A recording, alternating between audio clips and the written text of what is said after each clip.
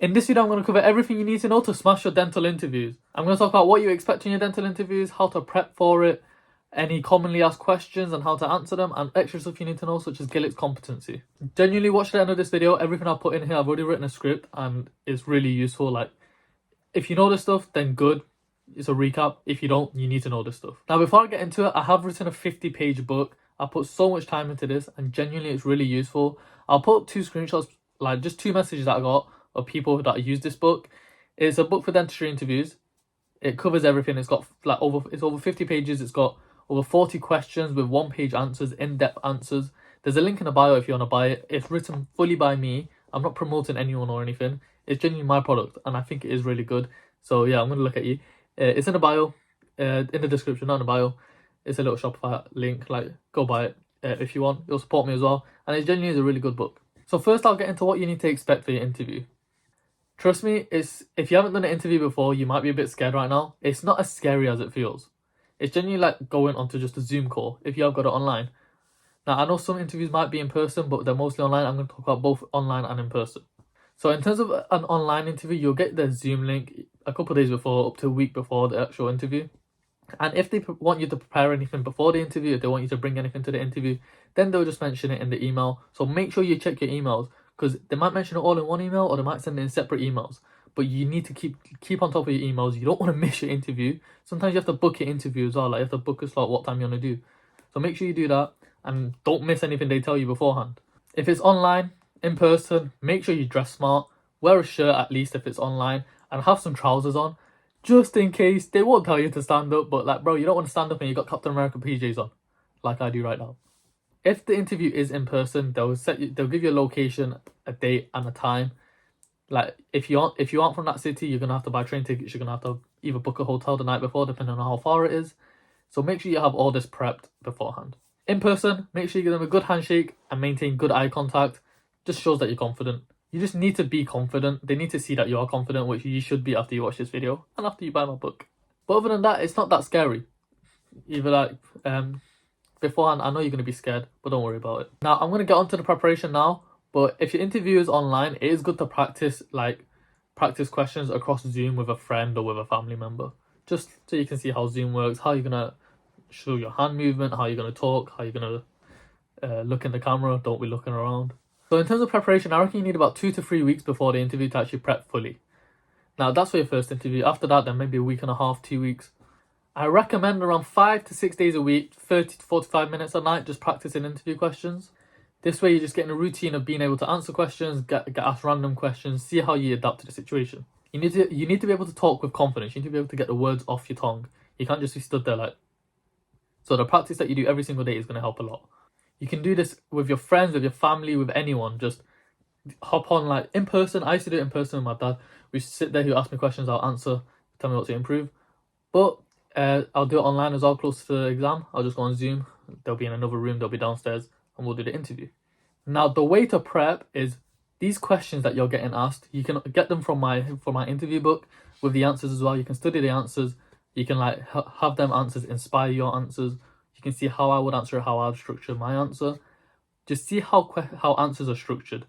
Go online, find questions, find answers, see how they're structured. Also watch YouTube videos. There's a lot of YouTube videos of people that are doing mock interviews, so you can see what the question is, how they answer it. You can just see like loads of different questions, loads of different answers. And just by seeing all these answers, you can see how you would want to structure your own answer.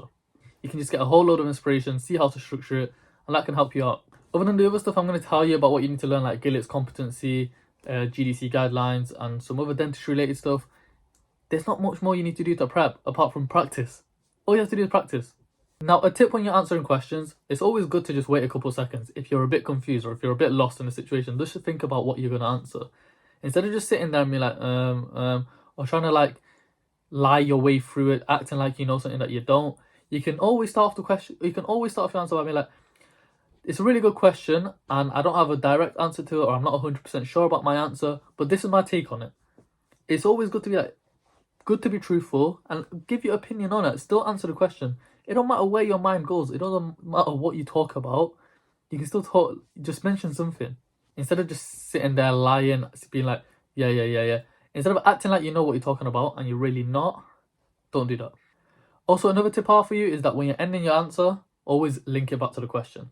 So, for example, if they ask you why dentistry, you say blah, blah, blah, blah, blah, blah, and then at the end you're like, and that is why I want to study dentistry. Or if it's like a situation, like, and that is how I act in that situation. Just end it like that instead of like at the end being like, yeah, and that's it, that's my answer. End it like that so they can see that you've gone full circle. Now, another tip is they'll give you probably a timer, a set amount of time to answer the question in, I don't know, 3 minutes, 5 minutes, 8 minutes, however long they give you. You don't have to fill it out in that much time. Answer the question, it might be like 2 minutes, 3 minutes. Then they'll ask you another question, or they'll be like, that's the end of my questions, we can just talk until the time's over. You don't have to fill out the slot, don't worry. And it's not bad, it's not a good thing, it's not a bad thing, it makes no difference how long you take to answer. So now I'm going to tell you how to answer a why dentistry question. So it's a very probably the first question you practice. Why do you want to study dentistry? Now I'm going to put a screenshot on the screen of the page out of my book. This is just one page. I've put 2 pages for why dentistry. A lot of my answers are like this. And I'm just going to run through how you can answer this question. Now obviously you would have seen this question bare, and this is just another way that you can structure it, stuff that you can add to your answer. You can talk about the social aspect, how you like to socialize, and how in dentistry with your patients you get to socialize, you get to talk to them, they keep coming in, you keep seeing them, you form a relationship with them. Another thing that I think is really important about dentistry genuinely is that you help 3 aspects of someone's life. So obviously you help their just physical health, you're improving their oral hygiene, you're improving just health in their body. The other one is function. You're improving someone's bite, their eating, their function of their teeth. And third, you're improving someone's mental health.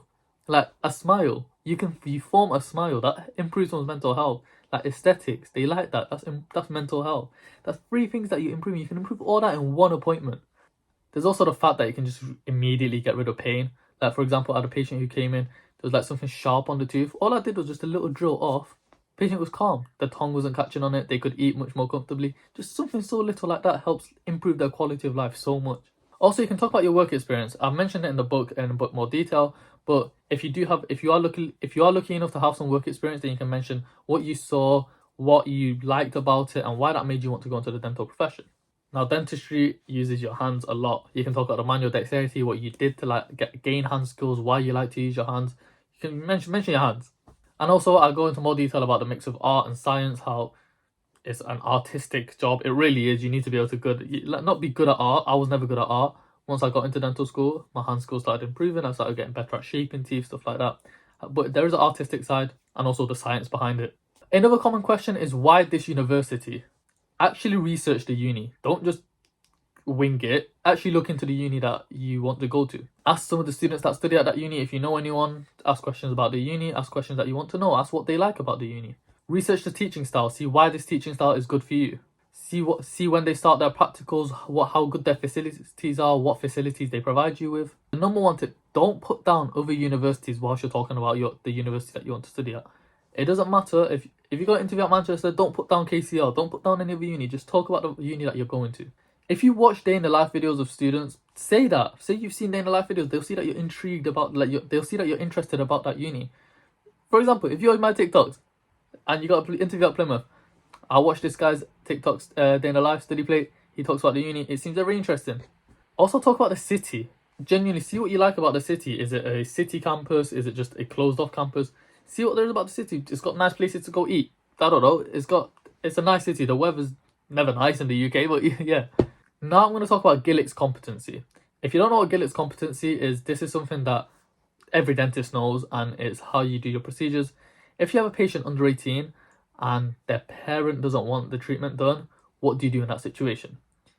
Well, if the patient themselves is competent enough, you deem them competent, they understand the advantages, they understand the disadvantages, they're competent, they know what's going on, they understand, and they tell you that they want the treatment, you give the patient the treatment because they're Gillet competent. They're competent enough to give consent for the treatment. That is pretty much what Gillet's competency is. It genuinely just comes down to the consent from the patient and whether the patient is competent enough to give that consent or not. You can go research it into more detail, but if you do get a question, for example, of a 14-year-old patient, parent says no, patient says yes, what do you do? Mention Gillet's competency 100%. The other thing, every single dentist knows this inside out. You need to know this. GDC Guidelines. There's 9 of them. I'll put them on screen right now. you can see the GDC guidelines. You need to know these. This is pretty much the professional backbone of all dentists. You need to know these you need to follow these 9 rules. You can use these to help formulate your ethical answers as well. So the ethical scenarios that you get put in, ethical questions, you need to come at it at a professional point of view as well. And when you come at it from a professional point of view, you need to follow the GDC guidelines. Alongside the GDC guidelines, you also need to know the medical pillars of ethics. I'll put the pillars of ethics on screen as well. These are just ethical scenarios. When you're in a scenario, this is how you need to go about it. Hopefully this video helped you. Obviously, if you do have an interview, purchase the book, link in description. It is a really good book. It has so many questions and answers. It'll help you structure it. And genuinely, if I had it when I was doing my interviews, it would have helped me a lot. And the people that have bought the book have said it's been a good book. So yeah, if you are interested in it, buy it. It's at a cheap price. For the amount of time I put in it, I could charge more, but I'm not. So yeah, if you do have an interview, then purchase the book if you want. If not, and you're just using this video, then hopefully the video helped you. If you have any questions, message me on Instagram at StudyPlate or message me on Snapchat at StudyPlate. Follow me on TikTok at StudyPlate. Subscribe to my YouTube at StudyPlate. We're on the road to 2k subs now. 1.7k is really, really good. Thank you for that. Yeah, follow me on Instagram, follow me on TikTok. I post content there as well if you don't already follow me there. And yeah, thank you for watching the video.